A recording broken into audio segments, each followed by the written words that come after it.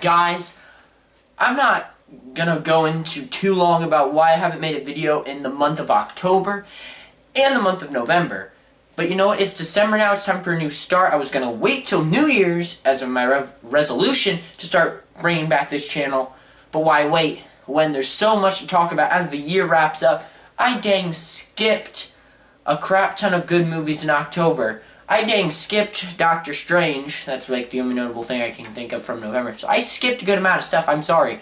If you want my thoughts on Doctor Strange, real quick, 8.5 out of 10. Okay, that's all I gotta say. But that's not the point of the video, guys. The point of the video is to welcome you back to the channel, to quickly apologize for not making videos, but now let's put all that behind us and let's focus on the new, especially the new year. This is my top 10 most hype movies of 2017. This is all we know so far. Not everything has been announced in 2017. I would say a good amount of these movies on my list, we haven't even seen a trailer for. So yeah, there's still much to be revealed in the upcoming few months for our next movies of the great 2017, which, since 2016 was probably the most disappointing year for movies, so far at least, we haven't seen Rogue One. But because it's been the most disappointing year so far for me that I can remember, well, it's not that no good movies has come out, guys, it's that all of them flopped, really. But let's talk about the future. Number 10 on my list of top 10 most anticipated movies is Beauty and the Beast. Now, I know, why would I put a live-action Disney movie in my top 10 most anticipated movies? That's simple. Beauty and the Beast was probably the best Disney movie that I can remember. It's probably my favorite next to Little Mermaid. I am a sucker for musicals, and I do love the girl playing Belle. And I don't know, I've always liked the story. I feel like this was inevitable that we were going to get one of these in our live-action Disney movies. Since Jungle Book was so great, when did it come out? Like February of this year? Something. Yeah, we'll go March. Since it was so, Jungle Book was so great, I feel like they're going to keep getting better. I hope Beauty and the Beast can really just make stars out of everyone in the movie and actually put more live-action Disney movies, because I think that's a good idea, because these are like the movies for the next generation. So yes, Beauty and the Beast is number 10. It's a wild card shot. It could be totally bad, but I'm looking forward to it. Number 9 spot, speaking of wild cards, something that could teeter either way, is Power Rangers. I love the TV show. Now, okay, let me rephrase that. Some of them are good. I've tried to watch most of them on Netflix. Some of them are good. Like the older ones, they're good. Then starts getting to newer ones and just don't even watch those. But I have a feeling that this movie coming out will be based off towards, you know, the original Mighty Morphin Power Rangers TV show, which is pretty good. Now, let's say I had my channel back in 2009, or when was it? No, 2007 actually, I think, when Transformers came out. Very similar situation. There was a TV show back in the 90s, where actually I think Transformers was in the 80s, Power Rangers was more in the 90s. But childhood beloved TV show gets remade into a live-action movie. Most Transformer fans are still feeling the aftershock of how bad these past few Transformers movies have been. Heck, they're coming out with the 5th one next year, which is obviously not on my list because those movies suck in my opinion. Then you skip a few years later, Teenage Mutant Ninja Turtles is brought into live action. Those are getting iffy reactions. I reviewed the second one on my channel. Check it out. But what I'm trying to say is, they're trying to remake all of the beloved cartoons of the 80s and 90s and see if they can have the same effect on the people that it had on then to the generation now, if they can get everyone hooked on Power Rangers, Transformers, Teenage Ninja Turtles again. I hope it works with Power Rangers, because if they ruin Power Rangers, just stop, okay? But Bryan Cranston is in it. A lot of writers from the original TV show are in it, so I am looking forward to this hit or miss film. Number 8 is Pirates of the Caribbean 5, Dead Man Tells No Tales. We did get a trailer for this one. We did. It was a really short teaser. I love this series. This is a series I grew up with. I thought it was a really wild card shot for Disney. Let's base a movie off a theme park ride we had, and it turned out great. I think it introduced Johnny Depp. Yeah, it introduced Johnny Depp to me. And he is a great actor. He's coming back for this one. Some of the later ones did start to do bad. Like, the second one was a miss, in my opinion, and the fourth one was iffy. I actually like the third for some stupid reason. But the first and the third are good movies, in my opinion. Most people just say the third one sucks. But but I just like the first and third. So hopefully the newest one, the fifth one, can recapture the magic of the first one, because that one was fantastic. Once again, could go either way. This could like put the nail in the coffin for Pirates of the Caribbean to never come back, or it could bring it totally back, because we haven't seen those movies in like 4 years or something, so we will see. Next, number 7 is Kingsman 2.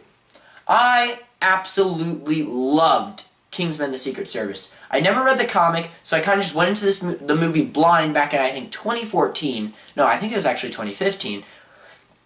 Past, okay, it was in the past. It was fantastic. Sam Jackson, he had the lisp, you know, he was cool, man. He was all the, okay, he was great. I loved whoever they picked as Eggsby. I can't remember his name. The main actor, he was great. I want to see him in a lot more stuff. And apparently, who was it? It wasn't Colin Farrell. It was Colin something. The leader, he died in the first one. Spoiler alert. But they recast him for the second one, so we'll see. Channing Tatum's in it. The story of the second one apparently is that this British agency from the first movie, and the one that we followed, Kingsman, has to team up with, I don't know what this agency is called, the American Men. It's the American Kingsman equivalent, and they have to team up together. And I really want to see a good comedic movie similar to the style of Kick-Ass, because I have seen Kick-Ass and it's very similar to what this is, probably because similar directors and the comic book was quite similar. But that is my number 7 pick. Number 6, welcome comic book movies, because number 6 is Thor Ragnarok, or Thor 3. Okay, the Thor movies have been hit or miss for me. I liked the first one, the second one was kind of throwaway. I hope that because they decided to throw other heroes in just besides Thor, Hulk and Doctor Strange, and a lot more Loki, I hope that this can actually show that Thor can hold his movie, I was about to say his own movie, but they threw another hero, so obviously they don't think he can.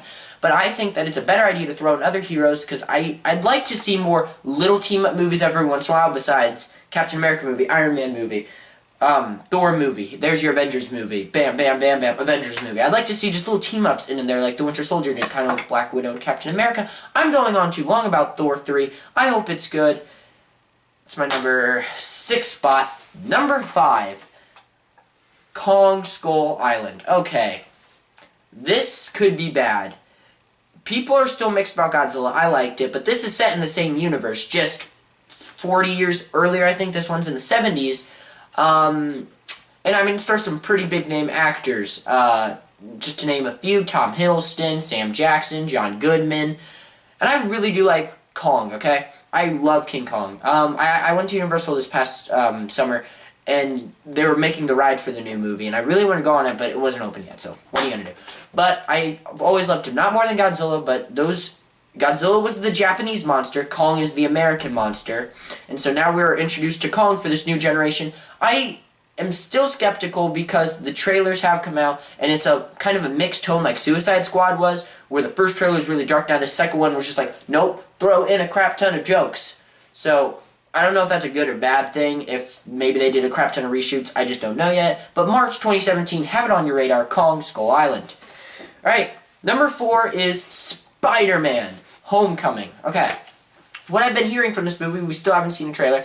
I expect it to be in Rogue One. That's my pick for when the trailer will finally drop. But Spider-Man Homecoming is probably the first time that I can remember that I've been excited for a Spider-Man movie to come out, because I wasn't really into movies when the Sam Raimi trilogy came out, and I was into movies when Amazing Spider-Man 1 and 2 came out, but those were so, like, you could see the company, Sony, just had their hands in it so much. It just wasn't a Spider-Man movie. That was just, it tried its best, but it turned into a commercial for future movies instead of focusing on the movie that it was. So, yes, there has been good Spider-Man movies before, but this is the one that I think could change Spider-Man movies completely.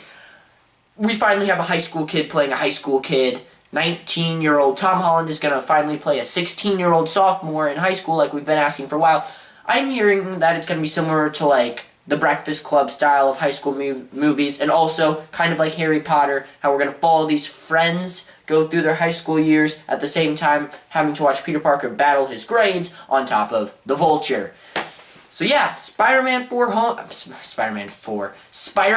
Homecoming is my number 4 spot. Number 3 is Wonder Woman. Here comes the DC movies. Alright, Wonder Woman, I think, has to be DC's first home run, okay? They had a, I would say, a single, like, when they went up to bat for the first time, they hit a single with Man of Steel. Next, they struck out with Batman vs. Superman, and then they got an RBI with Suicide Squad to just keep them alive, but it's not, but a 1-point lead is not that good. They need to get a home run with Wonder Woman, okay? They need to knock this one out of the park. I think they can. I want you guys to think about this. This is the first female-led superhero movie in our modern age of comic book superhero movies. That means from, like, Iron Man 1 back in, what is it, 2008 or 9, to now. We have not really had a female-led comic book movie ever in that time frame. People have been begging for a Black Widow movie, but now we need to see Wonder Woman. I loved her in Batman vs. Superman. I need to see her in her own movie. I love World War I. I love Wonder Woman. Throw it together. It's World War I Wonder Woman movie coming out in, I believe, May. Correct me if I'm wrong. Probably April-ish area. Actually, it might be July. I might be just completely wrong on that one. But DC, please come back. I'm begging you. Number 2 is Guardians of the Galaxy 2. Well, Volume 2. We just had a second trailer for this movie drop last night. Go check it out. But I'm excited. I love the first one so much. Between the soundtrack and between the team that they could establish in one movie, how could you not be excited for the second one? I'm expecting more comedy, more team members, and more sad moments. Baby Groot. Number 1. 50 Shades Dark. No, Justice League comes out in November something, I forget, 2017. I have been waiting for this movie since I was in the womb. Guys, it's Batman, it's Superman, it's Wonder Woman, it's Aquaman, it's Cyborg, it's the Flash, it's the team, alright? It's not really the original team. Cough Green Lantern, cough Martian Manhunter, but you get the point. We're finally seeing what Warner Brothers and DC were rushing to do because they're like, we need to get to this movie. So they're placing all the marbles on this movie. And sadly, Zack Snyder is still holding the reins to that movie. So they're really putting their trust in him again, even though he massively screwed up with Batman vs. Superman. They trust him one more time. But we do have Jeff Johns patting his back like, no, don't do that this time, buddy. I write these comic books. I know how to work, so don't. I'm like Josh Whedon, but cooler. Wait, I'm going to throw out some honorable mentions before we get to our number 0 spot. Honorable mention, and this is my only one, Alien Covenant. The reason that I put Alien Covenant or Alien 5 is multiple reasons. One, it doesn't have Sigourney Weaver in it. No, I'm just kidding. That's not really that big of an issue. But the reason I put it in is because we know nothing almost about this movie besides a brief plot synopsis and a few actors that are going to be it just because of Prometheus, which was the movie before that, which is this is going to pick up on. But all we know is aliens are back, you know, chest bursters out of your chest, face huggers. It's going to be great. No Predator this time, so cool. Cool. Our number 0 spot. Could it be anything else but Star Wars Episode 8? No, it couldn't. Alright? We don't really have a title for this movie yet. I'm guessing the trailer's probably going to drop, and then it drops while I'm making this video. No.